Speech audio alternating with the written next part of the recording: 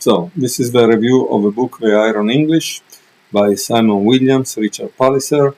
This book comes also in the chessable format for those who don't like books.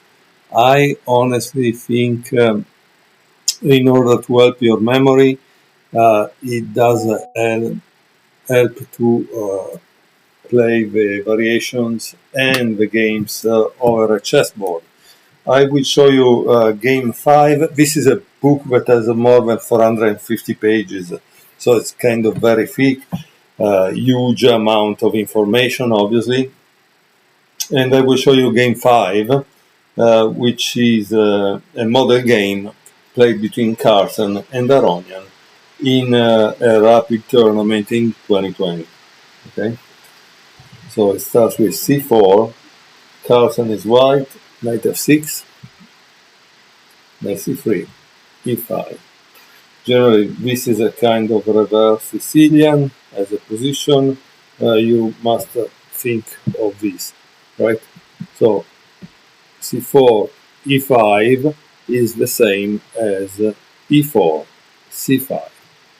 Okay, and so this should be your idea in case you want to learn to play the English, because it can be like a reverse Sicilian. So if you already know how to play the Sicilian, that should help you a lot. g3, bishop b4, a fairly popular choice as black had for a reverse Rossolino Sicilian. e4, he calls it the Iron English. Obviously this is a line of the Sicilian which is called the Marozzi. This immediate advance has been a recent favorite of the world champion, that now is not a world champion anymore because he didn't play. Castle. The previous days of the same match had seen Aronian prefer bishop takes c3. Okay, so today obviously these great champions, they play continuously all year long, and they have a huge opening repertoire because they need to be able to surprise their opponent. Knight g e2, d6. Magnus first unveiled for e4 in the fourth game of his rapid playoff with Fabiano Caruana at the end of the World Championship match in London. Fabiano went for the immediate counterplay with the 5c6, and so here he shows you his preparation for what regards theory. So the model game is also a way that the authors have to discuss theoretical preparation and lines. h3. Prophylaxis against, obviously, the possible bishop b4. Okay? Knight c6, bishop g2, a6. One point of White's move order is that he can, of course, recapture after 7 bishop takes c3 with a knight takes c3. But b takes c3 is also quite tempting, and here he gives another line. So the book is really very thorough for what regards theory. But of course, I mean, the book that has more than 450 pages, it must be a lot of theory. The interesting part is that Grandmaster Simon Williams, one of the two authors, is also a player that continues to play c4. Because I remember a few years ago, he created a chess-based course for the English on 2 volumes. Castle, b5, d3. keeping control rather than allow black. Far too much activity for a pawn with c takes b5. Okay, so we prefer this move to c takes b5. d takes c4, d takes c4, and bishop c5. This is with an exclamation point, which means it's a good move. Black reroutes his bishop to a more active diagonal, but he won't be able to tactically prevent f4 forever. Okay, yeah, so it's spinning this, and that's the reason why it's a good move. Obviously, white knows it and plays king h2, rook b8, and now if you were white, try to guess what would Magnus play, okay, or what you would play if you were Magnus. So pause your video and try to guess what is the next move.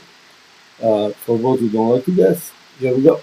b3. Also this has an exclamation point. It says Magnus wants to retain control of the position, not to rush into f4. And here it gives a line about f4, okay? And also explain the various possibilities relative to knight g4, okay? So it's an interesting part. a5, knight d5, so the knight goes into this outpost. It's time to apply a spot pressure, and central play is, of course, very justified in the response to black's queenside attack. It says it was also possible to play bishop b2, okay, and it gives a line. a4, bishop e3. And look, this is a very interesting thing that they say. Bishop g5 is a blunder. And here there is obviously a line which proves it's a blunder, okay? So, but try to guess it for yourself. Why it's a blunder? Well, it seems black can play right away this, knight g4 check. And then it continues with h takes g4, queen takes g5, and so he has an attack, because then it will start to advance the h-pawn. So this is a reason why bishop g5 was a mistake. And it was played bishop e3. a takes b3, a takes b3, bishop takes e3.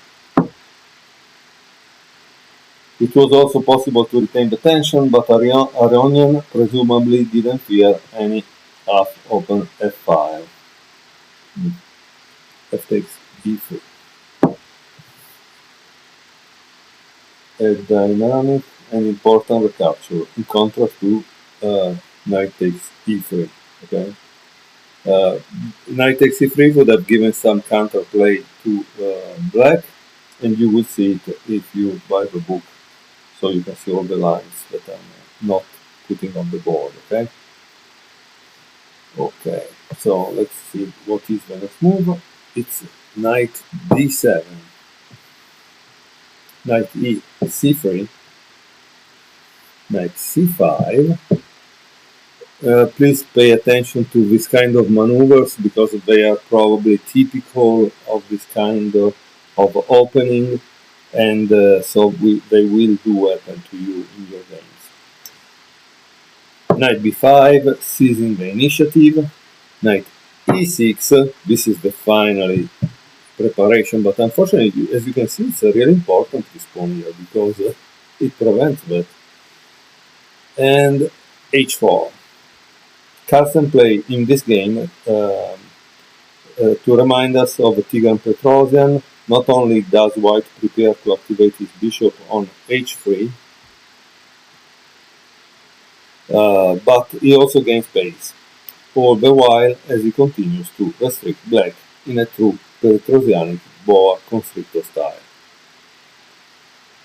Bishop b7, bishop h3, and rook b7 is not a good move. Obviously, it was made to keep control of this once white takes there, but it seems not the right move. It seems instead that black should have played knight c5. No? It gives up c7, but it gives a counter attack on e4. Okay, so this seems was the right move instead of rook b7. b4.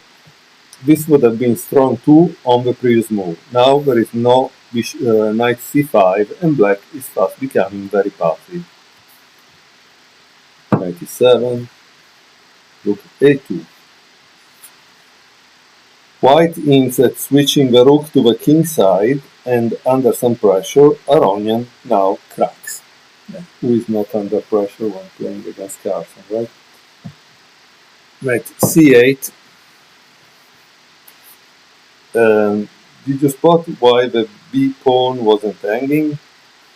Okay, so if you are here and if you want to do an exercise, please try to calculate. If bishop takes b5, c takes b5, rook takes b5, no, it seems risky for black, but does it actually loses? You need to do your analysis. If you do that, and after you get the book, you will eventually know why it wasn't the right move. Knight c8 and rook a8. Boom. A powerful pin, and one which makes black even more tied down than he already was. Yeah, you can feel that he's under pressure, and all his pieces are starting to lose the possibility to move, like in the Zugzwang. So it's very interesting, this position. It's very interesting how Carlsen made it happen so effortlessly. King h8, Queen h5. By the way, instead of King h8, if you would have played Bishop takes b5, is it good or bad? In the book it's written that it's a bad move, and obviously it's justified by a line. If you want to try to discover it by yourself, it's a good idea, and then if you like this kind of opening for white, you get the book and you discover why. But at least you have worked already a little on these lines and you understand better the position. So after King h8, Queen h5, Queen e8, and Bishop f5. Now it's obviously threatening checkmate there. Winning, as would have been also another move. Try to think what could be the move that would win in this position. Okay, so pause the video. You are white. Try to find the move that will be winning. The move is knight f6. Amazing move. Okay, after g takes f6, bishop f5, and so on. Okay? Here there is a big line, however, up to move 29. So after bishop f5, h6, and now try to guess what white would play in this situation, because this is very interesting. Okay, so bishop h3, it goes back. Highly aesthetic play as the bishop returns, thereby clearing the f file for action. c6, 14. Please notice, also in this case, bishop takes b5 would have been answered with rook f6. So imagine that. And here there is a big line that you should see. So c6, knight takes d6. Wow. 14 this, 14 this. Pressure in this. Let's not forget that this is pin. Okay. Knight takes d6. Rook takes e8. Rook takes e8. And now, again, what would you play if you were white? It's a beautiful move that we have seen before, so it shouldn't come as a surprise. Knight f6, boom. Carlsen is merciless. Rook e7. Obviously the game is going to the end now. c5, knight c4, knight takes d7, rook b takes d7, and what would you play if you were white in this position? Try to guess, try to analyze, stop a little the video and see for yourself. Again, I continue to tell you the only way to improve is not only watching these reviews, but is also to do some homework. And in this case, the homework is the following move. Rook takes f7, the final blow. Rook takes f7, bishop takes e6, rook f2, and king h3. And at this point, it seems black is completely gone on the light square and losing his knight for turtles. So 1 or 2, and then of course there are a lot of threats and stuff. So here Aronian resigned. I hope you like this game. There are many other games similar to illustrate the theoretical and practical that has been played in these lines. If you want to start the English, maybe this is a good start. Obviously, it's a lot of theory because today the openings are quite deep. But it's a good book to start to have an idea about the English, okay? Thank you very much.